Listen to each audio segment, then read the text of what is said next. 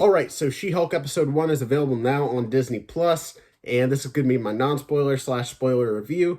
Going to be starting with the non-spoilers, then getting into the spoilers. And for those of you listening on the podcast, this will be the last review of the day, so once I get to those spoilers, go ahead and click off the episode.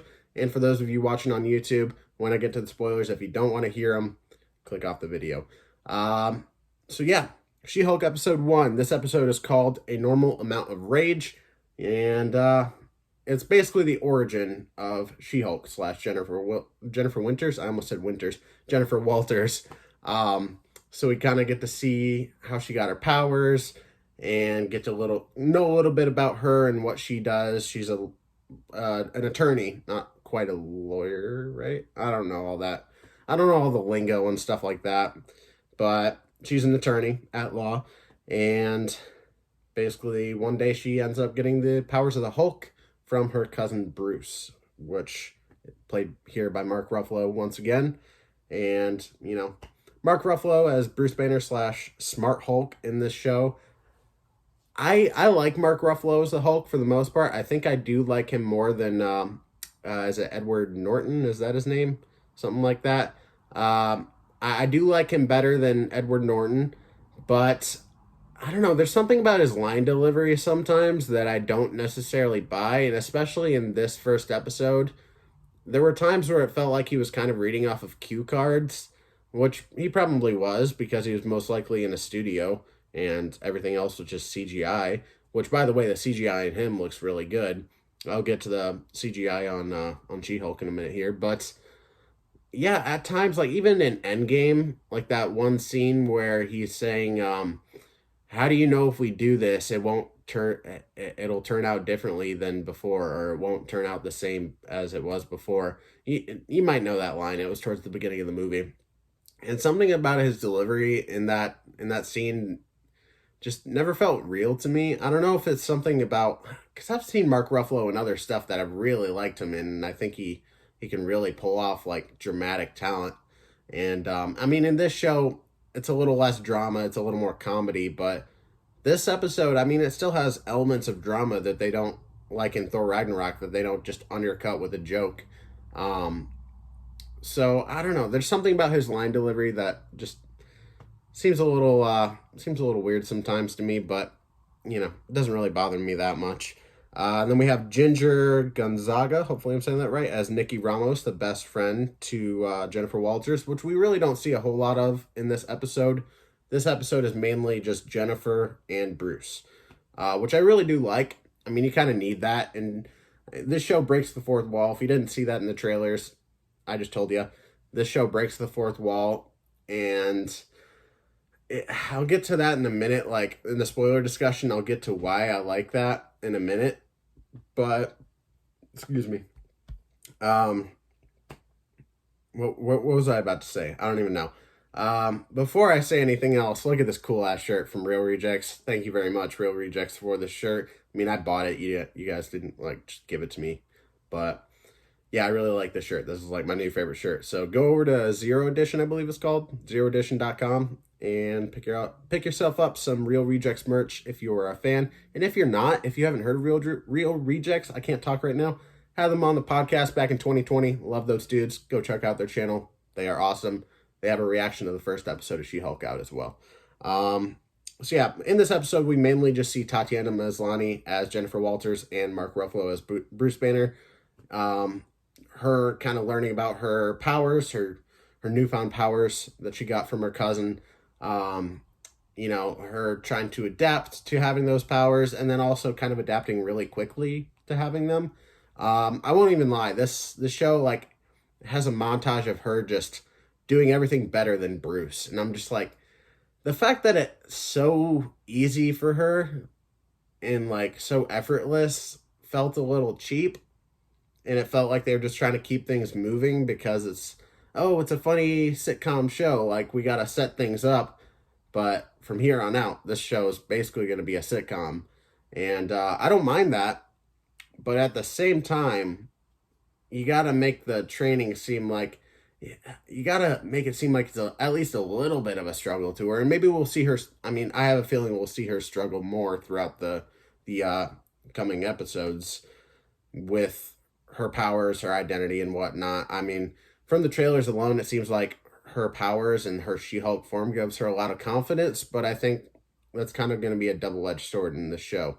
She's going to find really good things about it that makes her confident and makes her a badass and probably gives her a lot of success as well in her career.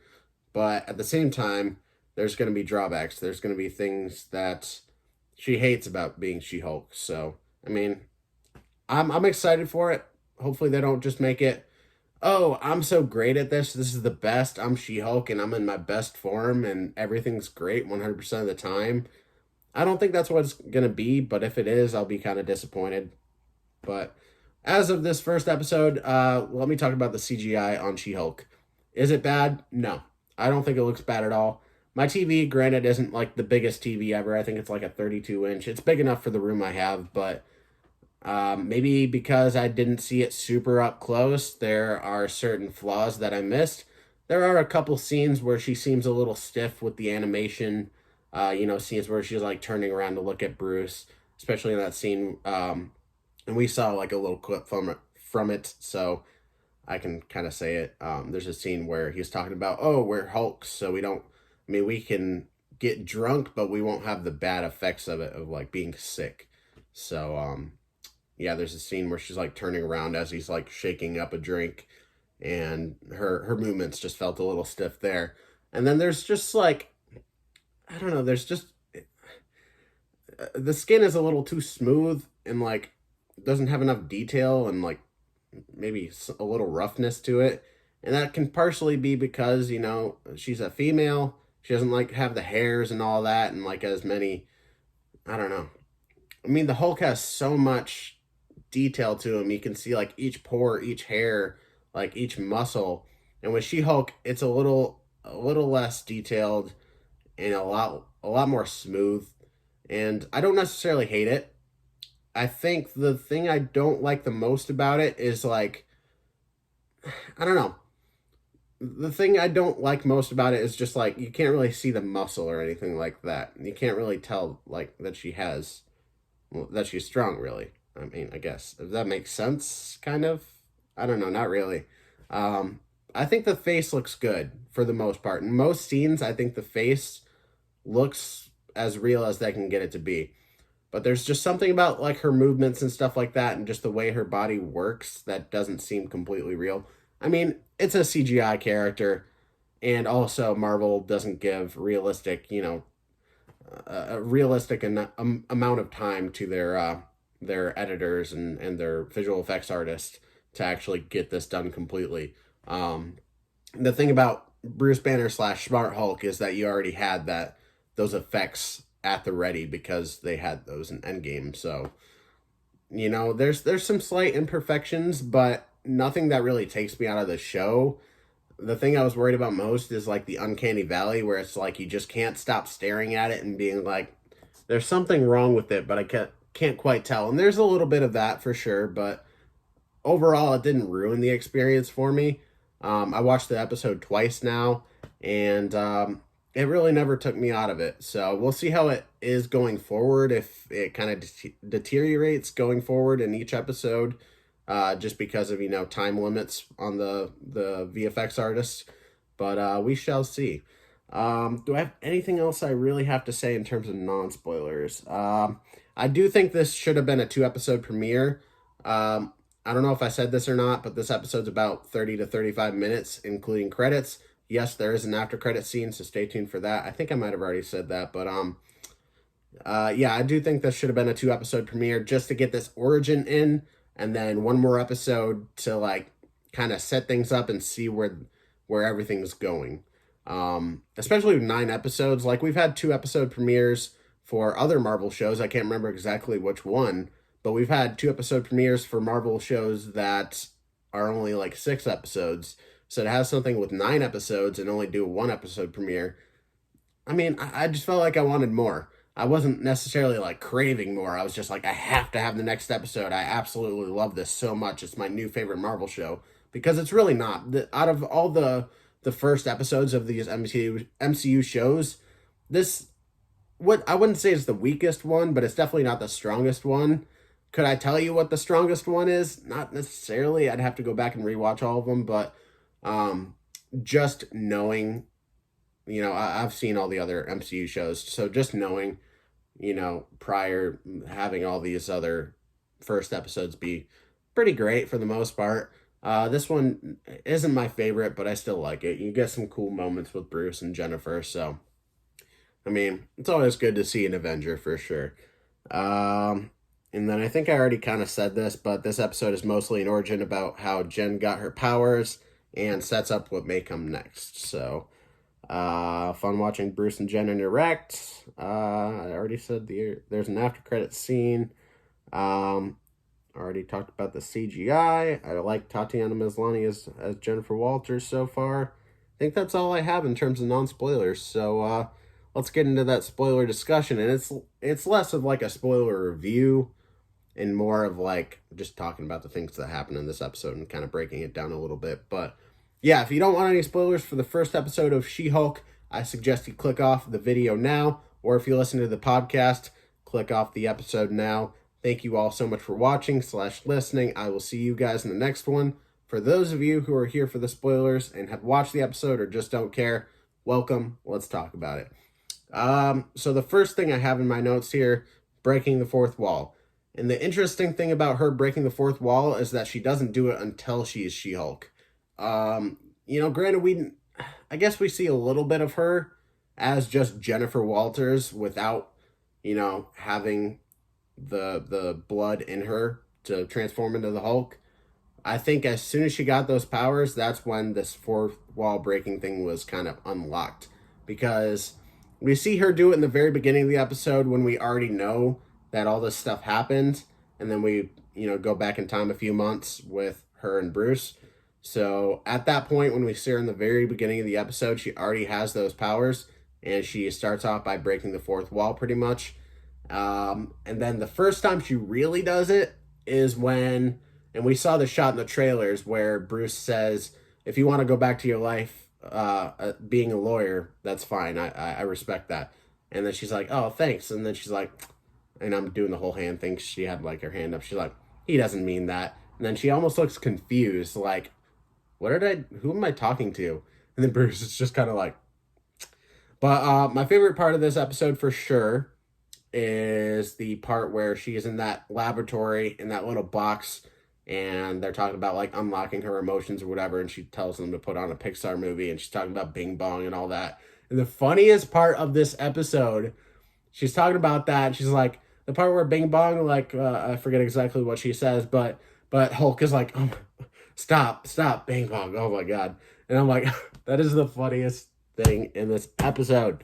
That is so funny. I love that. I mean, I get it. It's Disney making Disney humor, talking about their other movies and other properties, but I like that shit. So keep doing it. Let me see here. Like I already said, it flashback a few months. Let me see here. Bruce made a device for himself that keeps him in human form. I forget exactly. An inhibitor, I believe is what he called it. This little device that's on him, and that's kind of how he is allowing his arm to heal. Everybody, like maybe not everybody, but at least I was wondering, like in the post or end credit scene of, or poster after credit scene, of Shang-Chi, we see a hologram of Bruce with the sling on, but he's not in Smart Hulk form. He is in his human form, and so ever since then, I was wondering, why is he in his human form? But the show makes it all make sense. Basically, he's in his human form, and it's basically what I thought. He's in his human form to help his arm heal. And then they explain that Jennifer's blood ends up, actually healing his arm completely so he can be his integrated self. The Smug Hulk, as she referred him to as. Yeah. Bruce, I already read that. Ship shows up in the middle of the road. It's a Sicarian ship. Looks exactly like the ship that Thor stole, the orgy ship.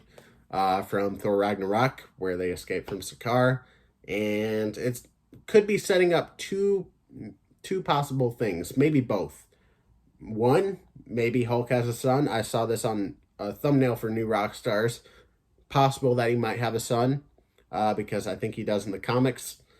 And then another possibility is that they might be setting up a Planet/World War Hulk film.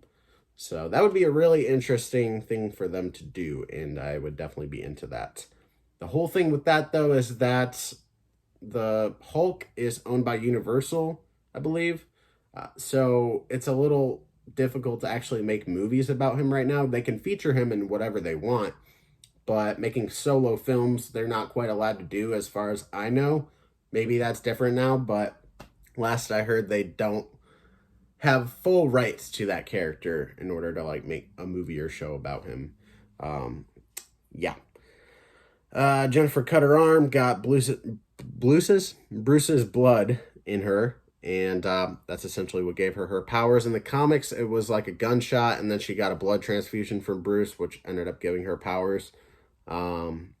Definitely the safer route for this, and also setting up future things for the MCU. And I like how Bruce just kind of shrugged it off, like, yeah, I should probably look into that with the whole Sicarian ship, but he's like, yeah, not right now. Let me see here. Yeah, I already talked about the effects. Bruce stops her from attacking dudes outside of a bar. She ends up waking up in that beach house in Mexico that's Tony bought for Bruce. And we got some nice moments of Bruce talking about how he built a bar with Tony there and all that. And it was like, and Real Rejects, I noticed this in their reaction that Greg said something about, oh, this must be like in the they must have did this in like the Civil War, like post-Civil War. And I'm like, well, you're not necessarily wrong post-Civil War, but this would be more post-Infinity War. So maybe you just messed up on that, whatever. But I was just like, I know more than you, nerd. No, I'm kidding. Let me see here. There was some stuff on display. There was like the helmet that Hulk had in Thor Ragnarok. He had that on display in the house. What looked to be an Iron Man helmet or possibly an Ultron helmet on display. And I think there was something else on display, but I'm not necessarily sure what it was. I watched a New Rockstars breakdown, but I don't remember everything. Let me see here. Already talked about the Sicarian ship and the World War Hulk / Planet Hulk possible setup. Talked about Bing Bong. Titania at the very end of the episode ends up attacking the courtroom, and Jen hulks out, and that one dude who's going to basically run the superhuman law division, he sees all that going down, and that kind of sets up what she might be doing in the coming episodes, which not even might, we know that she's doing that, but let me see here. After credits, America's ass. That's what I wrote. Drunk Jen, but not really drunk. And I just love the way they end that, where she's just like, Captain America, fuck! And I was just like, that was probably one of my favorite after credit scenes of any Marvel show or movie, period. Honestly, that is hilarious. And I hope they continue to do those, like, kind of joke after credit scenes for each episode, because I would really love that. Hopefully we will see more of Titania. I'm sure we will, played by Jamila Jamil, and I really loved her on The Good Place, so having her in the show I'm very excited for. Also very excited for Tim Roth to come back as Emil Blonsky / Abomination. Excited to see Benedict Wong as Wong. Renee Elise Goldsberry, who played which one? I think Angelica, right? In Hamilton. She's going to be playing Mallory Book, so I'm excited to see her. Obviously excited to see Charlie Cox as Matt Murdock / Daredevil. So, yeah, there's going to be a lot of good stuff in this show for sure. And in the promos, she's like, don't expect a cameo each episode, each week, unless it's Bruce or Emil Blonsky or Wong. And we didn't see Wong or Emil Blonsky in this episode, but we did see Hulk. And I'm curious how many episodes we actually will get, like, cameos from people we either know or will know going forward. So there's a lot of good stuff in store, I'm sure. I really do wish this was a 2-episode premiere, but it is what it is. I guess I'm fine with 1 for now. Did I love it? It's not my favorite first episode of any MCU show, but I don't think it's the worst. I really hope that this show continues to like improve each episode and becomes more fun. I mean, not that this episode wasn't fun. Seeing Hulk and Jennifer fight was really fun. And just, I don't know, there's a lot of fun elements to this episode, but I don't know. We'll really have to wait and see going forward how everything turns out. So there's my review, non-spoiler and spoiler, for episode 1 of She-Hulk on Disney Plus. For those of you who stuck around for the spoilers, hopefully you either just really don't care about the spoilers or you've already watched the episode.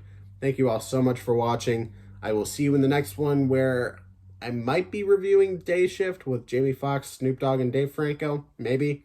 Might be watching that tonight, but I'm also debating on doing a live stream tonight, so we shall see. But thank you all so much for watching. I will see you in the next one.